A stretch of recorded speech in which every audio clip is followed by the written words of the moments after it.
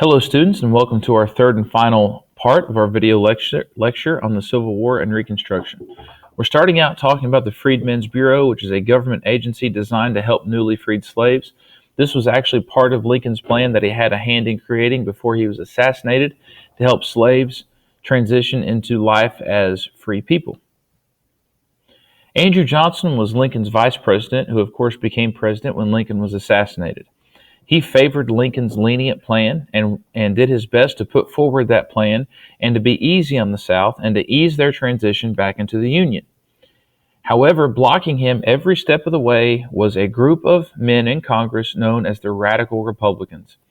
They were the Republicans in Congress who favored a harsh punishment for the Southern states, and they ended up controlling Reconstruction and being very, very harsh on the South and abandoning Lincoln's plan.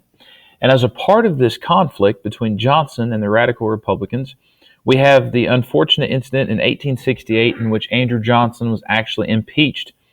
They basically passed a law that they knew Johnson was going to break, and Johnson, being not willing to back down, did in fact break the law and was for this impeached. However, he was found innocent by one vote.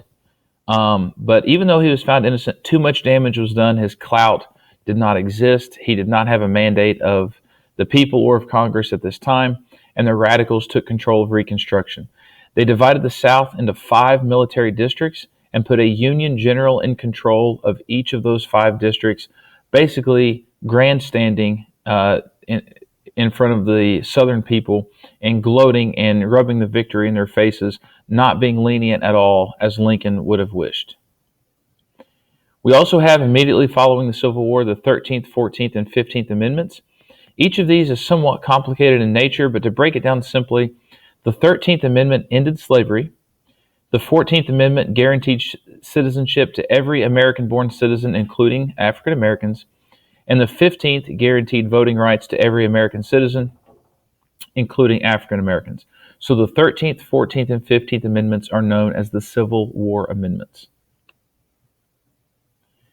We had also the unfortunate rise of the Ku Klux Klan, known as the KKK, after the Civil War. They used terror and violence to keep blacks from voting. This started as a sort of club for ex-Confederate generals, and it took off in a bad way, and they started using, again, violence toward African Americans and others that they deemed beneath them. Now, the election of 1876, we're going to fast forward to that because this is looked to as the official end of Reconstruction. Rutherford B. Hayes won the election in a contested election, and as part of the deal for him becoming president, because the vote was so close and there was a lot of complicated issues going on, he agreed to remove the troops from the South in order to gain Southern support and become elected as president. So when he was elected, he did in fact keep his word and remove the troops from the South, effectively ending Reconstruction in 1876.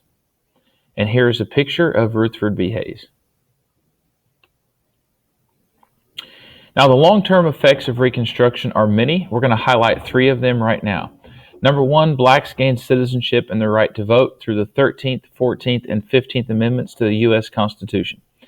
Number 2, sharecropping replaced the slavery system in the South.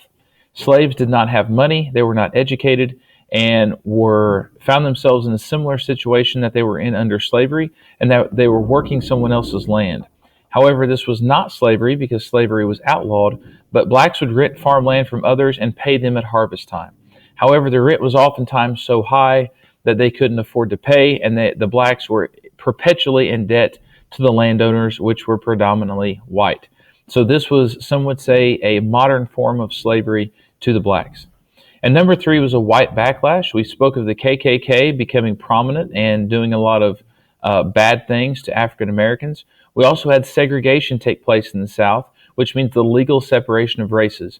They would have separate facilities for white people and for black people, and they were not allowed to mix and mingle in society. This concludes our video lecture on the Civil War and Reconstruction, and I thank you for watching.